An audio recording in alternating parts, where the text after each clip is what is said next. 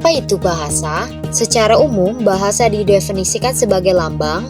Bahasa adalah alat komunikasi yang berupa sistem lambang bunyi yang dihasilkan oleh alat ucap manusia. Bahasa Indonesia lahir bertepatan pada Sumpah Pemuda 28 Oktober 1928. Bukti bela negara dalam bahasa terkandung dalam Sumpah Pemuda ayat ketiga yang berbunyi, menjunjung bahasa persatuan, bahasa Indonesia. Peranan bahasa dalam kehidupan sehari-hari. Pertama, sebagai alat ekspresi diri. Kedua, sebagai alat komunikasi. Ketiga, sebagai kontrol sosial.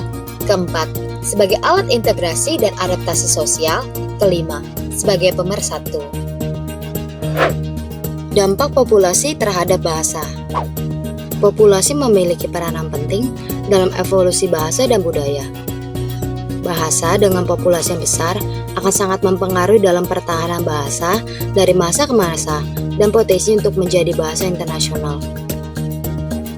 Indonesia memiliki lebih dari 268 juta penduduk dan menjadi populasi keempat di dunia, serta bahasa Indonesia sudah menjadi bahasa yang sejak lama digunakan dalam perdagangan pada abad ke-7, membuat Indonesia mempunyai peluang tersebut. Mungkin di masa yang akan datang, kita akan menggunakan bahasa Indonesia sebagai bahasa internasional.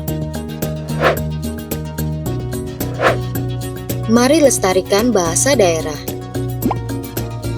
Ema Bisyo Meiranu. Ayo lestarikan bahasa daerah. Ayo ilu petubo ijolo ngan 3. Monggo melestarikan bahasa daerah. Seperti yang kita tahu, Indonesia sangat kaya akan bahasa dan budaya, dari Sabang sampai Merauke, yang harus tetap dijaga keberadaannya. Menguasai bahasa asing adalah hal yang sangat penting karena kita dapat berkomunikasi dengan masyarakat di dunia.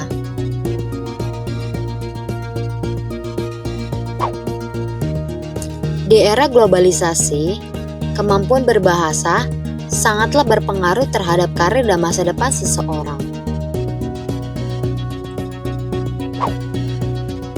Manfaat penggunaan bahasa asing bukan hanya untuk berkomunikasi, tapi juga dapat memperkenalkan teman dari negara lain untuk belajar bahasa dan budaya Indonesia. Terapkan bahasa Indonesia, Tularkan bahasa daerah, dan gunakan bahasa asing sebagai alat diplomasi. jadilah duta bahasa dalam Trigatra Bangun Bahasa, Bangun Citra Bangsa.